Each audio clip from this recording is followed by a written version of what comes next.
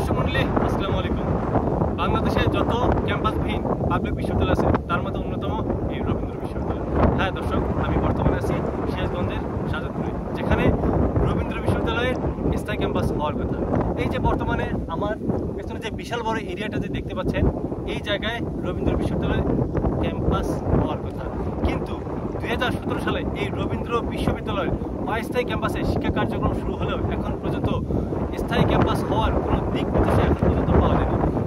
এই বছরে এবং এই নতুন বছর যে অর্থ বাজেটটা বরাদ্দ করা হয়েছিল, সেখানে সবাই ভেবেছিল যে রবীন্দ্র বিশ্ববিদ্যালয়ের জন্য স্থায়ী ক্যাম্পাসের জন্য যে মহাপরিকল্পনা গ্রহণ করা হয়েছে তার জন্য বিশাল অঙ্কের একটা বাজেট ঘোষণা করা হবে। কিন্তু এখন পর্যন্ত রবীন্দ্র বিশ্ববিদ্যালয় নিয়ে সরকার কোনো রুটম্যাপ নেই এবং এই রবীন্দ্র বিশ্ববিদ্যালয়ে যে স্থায়ী ক্যাম্পাস না হওয়ার ফলে যে শিক্ষার্থীদের এত ভোগান্তি, ক্যাম্পাসবিহীন যে শিক্ষা কার্যক্রম বছরের পর বছর ধরে শিক্ষার্থীরা চালাচ্ছে, তারা হিমশিম খাচ্ছে, তারা তাদের শিক্ষা কার্যক্রম প্রচুরভাবে ব্যাহত হচ্ছে। তারা না পাচ্ছে একটা হলের সুযোগ ব্যবস্থা, না পাচ্ছে তারা শিক্ষা গবেষণা করার জন্য একটা ন্যূনতম একটা ভালো একটা পরিবেশ, অর্থাৎ সব দিক দিয়ে এই রবীন্দ্র বিশ্ববিদ্যালয়ের শিক্ষার্থীরা পিছিয়ে আছে।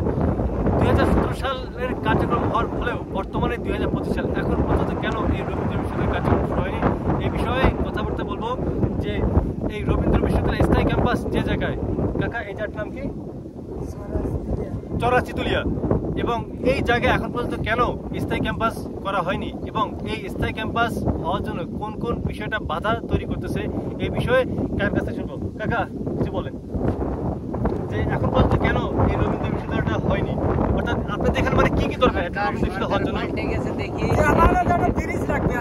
আপনাদের এখানে মানে মেইন সমস্যাটা আপনার একটা ব্রিজ দরকার। আচ্ছা, হ্যাঁ আমি দেখলাম যে আমার বাসা রংপুর, তো আমি দেখলাম যে আসলে ওই পথে আসার সময় আপনার নৌকা ছাড়া পারাপার হওয়া যায় না। টাকা আপনার একটু এই পাশে আসে।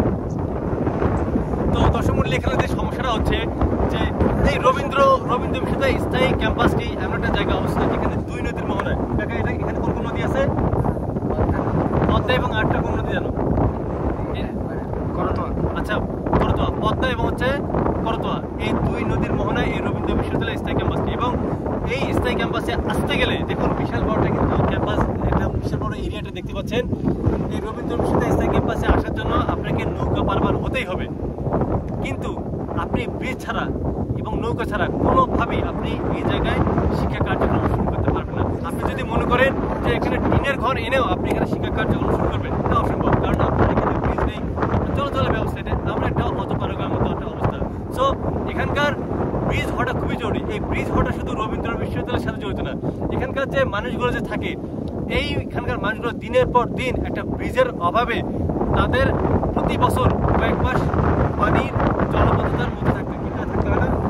প্রতি কয়েক মাস তাদের জলবদ্ধ থাকার ফলে এখানকার মানুষ দুর্বিষহ জীবন। প্রতি বছরে একটা এরিয়ার মানুষ, শুধু এরিয়াটা না, শুধু একটা না, কয়েকটা গ্রামের মানুষ পানির জলবদ্ধতার মধ্যে থাকতে হয়, কারণ এখানে প্রচুর পানি জমে বর্ষাকালে।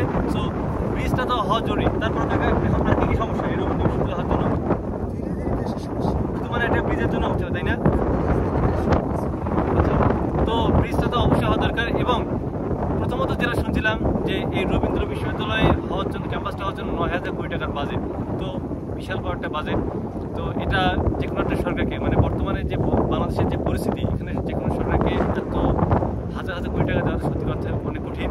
তারপরেও আমি সরকারের কাছে অনুরোধ জানাবো যেন এই রবীন্দ্র বিশ্ববিদ্যালয়ের শিক্ষার্থীদের কথা বিবেচনা করে, তাদের ভবিষ্যতের কথা বিবেচনা করে যেন অবিলম্বে স্থায়ী ক্যাম্পাসের ব্যবস্থা করা হয়। এবং সব থেকে বড় জিনিসটা, এখানে স্থায়ী ক্যাম্পাসে দেওয়ার আগে এখানে যেন একটা ব্রিজের ব্যবস্থা করা হয়, যাতে করে স্থায়ী ক্যাম্পাসে কার্যক্রম হওয়ার পাশাপাশি যেন এলাকার মানুষেরা জলবদ্ধ থাকতে না হয়। এই বিষয়ে সরকারকে যথাযথ পদক্ষেপ গ্রহণ করতে অনুরোধ জানাচ্ছি। এবং কাকা আপনি একটু আসেন। কাকা, আপনাদের এই ব্রিজটা না হওয়ার ফলে যে জলবদ্ধতা হয়, আপনারা কি কি সমস্যার সম্মুখীন হন? আপনাদের ব্রিজের সমস্যা মানে ঘটনা কি? ধান মান ডুবে যায়। হ্যাঁ, ধান মান ডুবে যায়। হ্যাঁ, তো দর্শক মণ্ডলী, আপনি একটু দেখুন যে কত বিশাল বড় এরিয়া, দেখুন কত বিশাল বড় এরিয়া। প্রত্যেকটা এরিয়ার মধ্যে এখানে প্রচুর, এটা পুরোটা যে জমি, এখানকার কত মানুষের শ্রম জড়িয়ে আছে এবং কত মানুষের যে দিনের পর দিন চলে যায় শুধুমাত্র এখানকার মানুষের জীবিকা নির্বাহ করতে। এখানে কিন্তু এই সিরাজগঞ্জের সাজাদপুরের এখানকার মানুষেরা কিন্তু আহামরি কোনো বড় ধরনের কাজ টাজ করে না, তারা কিন্তু এই গরু এবং ধান চাষ এবং বিভিন্ন আবাদের মাধ্যমে কিন্তু তাদের জীবিকাটা নির্বাহ করে। তো এই এত বড় এরিয়া, সেখানকার যদি কয়েকটা মাস যদি পানির নিচে থাকার ফলে মানুষের ফসলের ক্ষতি হয়, এর থেকে 6 মাস এখানকার জমিগুলো পানির নিচে থাকে, তাহলে বুঝতে পারছেন যে আসলে এখানকার অবস্থাটা কতটা বেগতিক, শুধুমাত্র একটা ব্রিজের অভাবে। কাকা আর কি সমস্যা? ব্রিজ আর হলে বাদ ক্লিয়ার করে তো একবার ওই ড্যামটা থেকে আসছে, মানে ওই যে আপনার যে এই যে বাঁধটা 10 মূল্যে এই যে দেখেন, আমি যে রাস্তা আছে, এটা একটা বাঁধ, এই যে দেখুন এটা কিন্তু একটা বাঁধ। দেখুন আমি তো কখনো ভাবিনি যে আসলে এটা একটা বাঁধ, কারণ আমি দেখুন এতটা সমতল হয়ে গেছে যে এই বাঁধটা হচ্ছে সমতল হওয়ার ফলেও এখানে কিন্তু পানি ওঠে, যার ফলে কিন্তু এখানকার মানুষের জীবনটা আরো বিপন্ন, আগের থেকে অনেক বিপন্ন হয়ে গেছে। তারপর কাকা আপনাদের আর কি সমস্যা আছে? সমস্যা অনেক।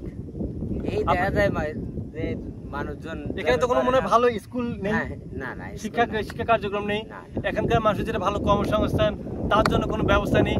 অর্থাৎ আমি ভাই এটা বুঝি না যে একটা দেশ 2025 সালে এসেও সিরাজগঞ্জের মতো একটা এরিয়া, ঢাকার কাছাকাছি, এখানকার মানুষ এতটা দুর্বিষহ জীবনযাপন করে, এটা আসলে ভাবতেও কষ্ট লাগে। এবং এখানকার মানুষ সবাই যে যাচ্ছে শিক্ষাতে এরিয়া, শুধুমাত্র এই লোকগুলো শিক্ষার ক্ষেত্রে অনেক পিছিয়ে আছে, চুরি ডাকাতি চিন্তা এইসব এরিয়ায় বেশি। তো আমি চাই যে স্থায়ী ক্যাম্পাস দেওয়ার মাধ্যমে এখানকার একটা ব্রিজ নির্মাণের পাশাপাশি জনগণের সকল সমস্যার সমাধান করে যেন এখানকার যেন একটা মানসম্মত শিক্ষার পরিবেশ ব্যবস্থা করা যায়। এই বিষয়ে আমি শিক্ষা উপদেষ্টা সহ সরকারকে যথাযথ পদক্ষেপ নেওয়ার জন্য অনুরোধ জানাচ্ছি। একজন শিক্ষার্থী হিসেবে এটা আপনাদের প্রতি আমার করুণ আবেদন। ঠিক আছে কাকা, ভালো থাকবেন। ওকে, ঠিক আছে।